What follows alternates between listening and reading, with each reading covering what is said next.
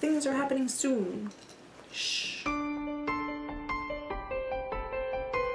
Hey guys, so today I just wanted to do a quick update on my adoption timeline now that I am working somewhere that is higher paying and will continue working somewhere that is higher paying.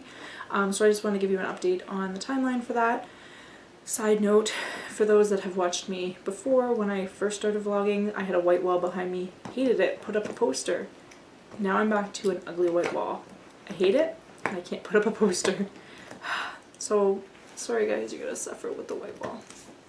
Anyway, so my original plan was to kind of wait till things like settled down a little bit, and you know, I figured some stuff out, but I don't know if you guys follow Heart of Grace Adoption on Instagram, but if you don't, you should go follow her. She has adopted a little girl with Down syndrome from Bulgaria, and her name is Emmy, which I didn't know until after I had nicknamed mine Emmy, which is why I'm not sure if I'm going to nickname mine Emmy, because of the fact that anytime I hear the name Emmy, I think of her Emmy, and now it doesn't fit my daughter.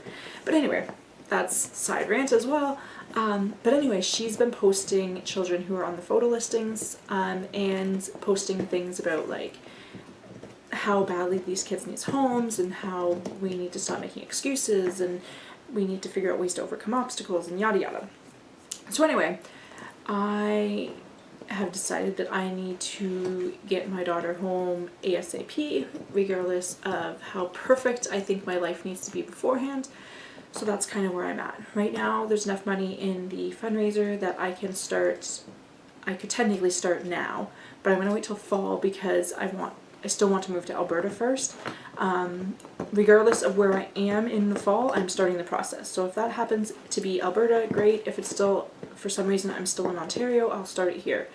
I would like to get to Alberta and start it there just because I like their process a little better, and I feel like Alberta is more of like my long-term home.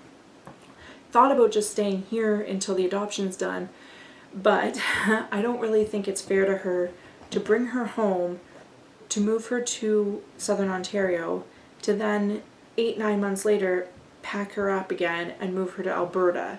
Like, I just don't think it's fair. And also, depending on where I end up in Alberta, I might not be able to find a job when my maternity leave's over.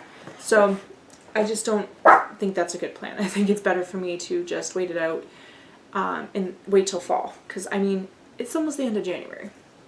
So anyway, so my plan is to start in the fall, which originally I was going to wait till fall of 2018, because I was going to wait till I had all the money saved before even having the consultation with the agency. Whereas now I feel like with my ability to save faster, I can spread it out a bit but still be able to save enough. There's probably going to be the biggest gap between finishing my classes and starting my home study. And that's just because I feel like once I start my home study, once I have approval for my home study, things can go fast, because once I'm approved, my paperwork gets sent, and then as soon as my paperwork's sent, I can possibly get a match. And once that starts like snowballing, that's when the costs start adding up. So right now my plan is to fall, like October, November of this year, do the consultation with the agency, pay the agency registration fee, and do the classes. That's kind of my plan for the end of before the end of 2017. And then in 2018, probably spring, do my home study. So that way my home study, if I do it say May, it'll take about 4 or 5 months, maybe a bit longer, to get it all finished between doing the actual home study and then waiting for approval. I think it was about 6 months with private adoption, so I'm looking between 4 and 6 months. And then after that, just finishing up the paperwork to send it off to the country, and then waiting for a match. So I'm hoping that I will be able to have her home early 2019. It's kind of my plan, whereas before it was like end of 2019, early 2020, which is like crazy to think about, but that's kind of where I'm at right now. Obviously, if I can get things done sooner, I'm going to. I'm trying to spend as little money as possible, because the faster I save, the faster I can get her home.